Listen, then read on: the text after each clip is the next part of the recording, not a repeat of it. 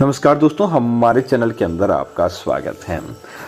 दोस्तों, इस धरती पर अगर कोई जागृत अवस्था के अंदर देवता है जो कि हर समय भक्तों की सेवा के लिए, भक्तों को प्रसन्न करने के लिए रहते हैं, तो दोस्तों साक्षात वह देव हैं हनुमान जी। हनुमान जी से बड़ा कोई देव नहीं और हनुमान जी से बड़ा कोई भक्तों का हितैषी नहीं। दोस्तों, इस धरती पर सारे देवता, जब आपने रामायण का सीरियल भी देखा था तब उस समय भी बताया गया था, सारे देवता अपने अपने काम को करने के बाद देवलोक की तरफ प्रस्थान कर जाते हैं। लेकिन जब हनुमान जी की बारी आती है तब हनुमान जी यही कहते हैं कि हे श्री राम, मैं इस धरती लोक पर ही रहूंगा और भक्तों की सदैव सेवा करता रहूंगा। जो कोई भक्त सच्चे मन से मुझे याद करेगा, मैं उसका हर संकट दूर करूंगा। इसीलिए भगवान हनुमान जी को संकट मोचन भी कहा जाता है। दोस्तों, आज हम आपको बताते हैं हनुमान जी के इच्छा पूर्ति के उपाय, कि अगर कोई भक्त सच्चे मन के साथ हनुमान जी के इच्छा पूर्ति उपाय को करता है तो कभी भी उसके घर के अंदर गरीबी नहीं रहती। दोस्तों, यह विशेष रूप से गुप्त उपाय है और हनुमान जी का यह गुप्त उपाय अगर आपने कर लिया तो दोस्तों हनुमान जी आपकी हर इच्छा को पूरा करेंगे। तो सुनते हैं पूरे इस उपाय को। आगे बढ़ने से पहले वीडियो के कमेंट बॉक्स के अंदर लिखिए जय बजरंगबली और वीडियो को लाइक करते हुए हमारे चैनल को सब्सक्राइब करना ना भूलें। दोस्तों, हनुमान जी की कृपा पाने के लिए हर कोई भक्त तरसता है, क्योंकि हनुमान जी की कृपा जिस भक्त के ऊपर होती है वह भक्त सदैव एक नई आभा लेकर जन्मता है। उसके जीवन के अंदर कभी कष्ट नहीं रहता। दोस्तों, चाहे दुर्बल व्यक्ति ही क्यों ना हो, वो कभी भी नहीं डरता है। हनुमान जी की पूजा करने वाला व्यक्ति निडर हो जाता है। उसके अंदर किसी भी काम को करने के लिए आत्मविश्वास उत्पन्न हो जाता है। जो हनुमान जी की पूजा करता है कभी भी उसको नुकसान झेलना नहीं पड़ता।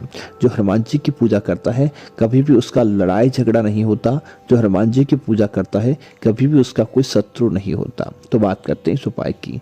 दोस्तों, इस उपाय को करने से पहले कुछ सावधानियों की आवश्यकता होगी, तो हम आपको पहले सावधानियां बता देते हैं।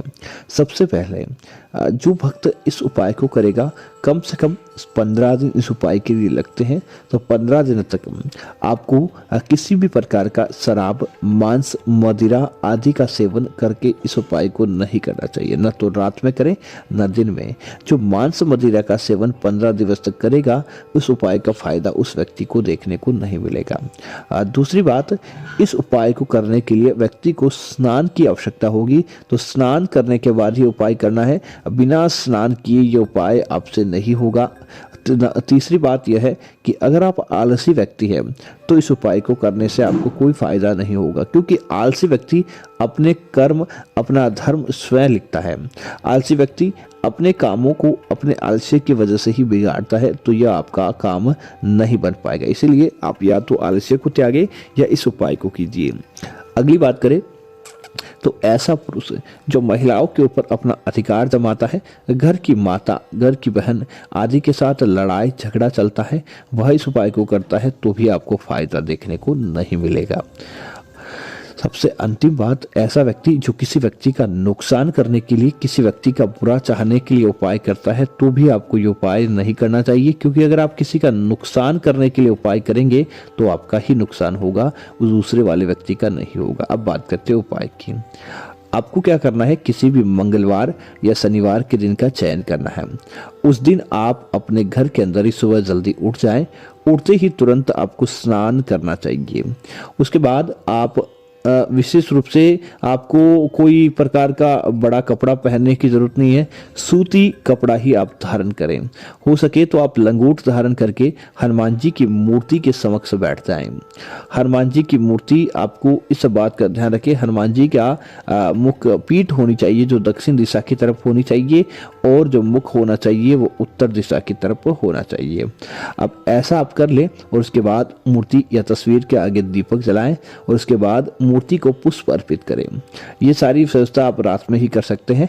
पुष्प अर्पित करें और उसके बाद हनुमान जी के चरणों के आगे बैठकर एक बार संपूर्ण रूप से हनुमान चालीसा का पाठ करें। दोस्तों, जब हनुमान चालीसा पाठ हो जाए उससे पहले क्या करें, एक लोटा भरकर जल रखें और उसके अंदर आप गेहूं या चावल के दाने ले लें। हनुमान चालीसा की चौपाई होती है, 40 चौपाई आपको बोलनी है और धीरे धीरे एक एक दाना गेहूं या एक एक दाना चावल का आपको उस लोटे के अंदर डालना है। जब भी आप चौपाई बोले अपने हाथ में एक दाना रखें, उसके ऊपर फूंक मार दें और उसे लोटे के अंदर डाल दें। इस तरह से आपको चौपाई का जाप करना है। ऐसे चौपाई जाप करते हुए जब आपकी चौपाई पूरी हो जाए तब आपको अंतिम रूप से हनुमान जी को जो भी आपकी मनोवांछित इच्छा है, आपकी मनोकामना है, सारी की सारी बोल देनी चाहिए। अब ऐसा करने के बाद आप हनुमान जी के समक्ष बैठकर अच्छी चीज़ों का जाप करें और जाप करने के तत्पश्चात आप हनुमान जी से कहें आपकी इच्छा पूरी होगी। ऐसा दोस्तों आपको लगातार 15 दिन तक करना है। आप 15 दिन के अंदर दोस्तों जो आपके लोटे के अंदर चावल है, अच्छी मात्रा के अंदर चावल या गेहूं इकट्ठे हो जाते हैं। आप क्या करें, उन चावल या गेहूं को ऐसा नहीं रोज आप उसको निकाल दें और रोजाना ही आपको इसे जाकर किसी जमीन के अंदर उगा देना चाहिए। अब दोस्तों जमीन के अंदर उगे हुए जो चावल और गेहूं होते हैं, जितने ज़्यादा उनके अंदर से कली निकलती है, जितने ज़्यादा वह ज़मीन से बाहर आते हैं, उतना ही ज़्यादा फायदा आपके घर परिवार और आपके जीवन के अंदर देखने को मिलता है।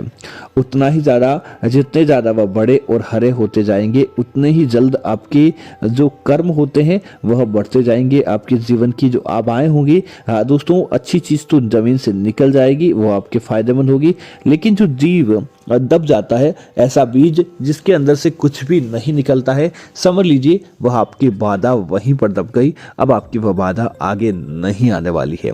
इस उपाय को करने से आपको यह फायदा मिलता है और साक्षात हनुमान जी का ऐसा आशीर्वाद आपके जीवन और आपकी कुंडली के अंदर देखने को मिल जाता है जिसकी कल्पना आपने भी नहीं की होगी।